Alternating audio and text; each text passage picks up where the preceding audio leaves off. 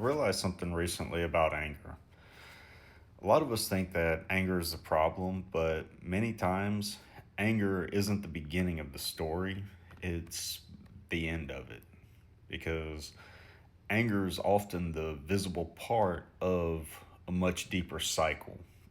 And the cycle usually starts earlier in fear fear of being abandoned, fear of being rejected, fear of losing connection, fear of becoming insignificant to someone whose presence matters.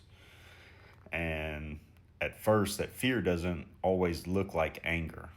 Sometimes it looks like pursuit, it looks like over explaining, it looks like trying to fix things immediately, it looks like needing reassurance, it looks like trying to pull someone back before the connection disappears. And that's why so many people misunderstand what's happening in conflict. They think the anger just came first. It didn't. The anger came later after the fear had time to grow, after the silence, after the distance, after the unanswered attempts, and after the feeling that something important was slipping away. And then fear becomes frustration. Frustration becomes panic. Panic becomes anger. And anger becomes a part that everybody can see. And people judge the visible reaction. They don't see the wound underneath it. And that's why so many people misunderstand themselves. They think the anger was the root. It wasn't. It was the fruit. The root was the wound underneath it, the fear underneath it, the insecurity underneath it, the fear of being discarded underneath it. And scripture shows this pattern again and again. Cain's anger was visible. The wound beneath it wasn't.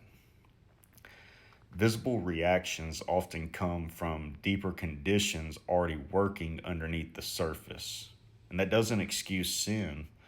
It doesn't justify harshness, and it doesn't make destructive behavior acceptable, but it does explain why some reactions are stronger than the moment itself.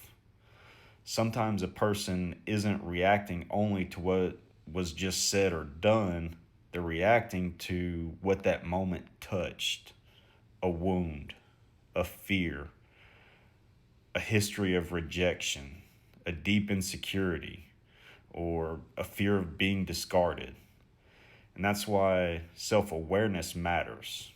If a person never identifies the fear underneath the anger, they'll spend years trying to manage the fruit while the root keeps producing it.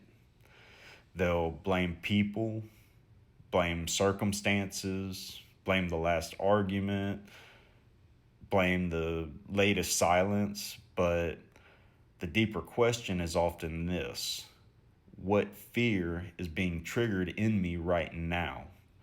Because once that question is asked honestly, the cycle can finally be interrupted. A person can stop while it's still fear. Stop before fear becomes panic.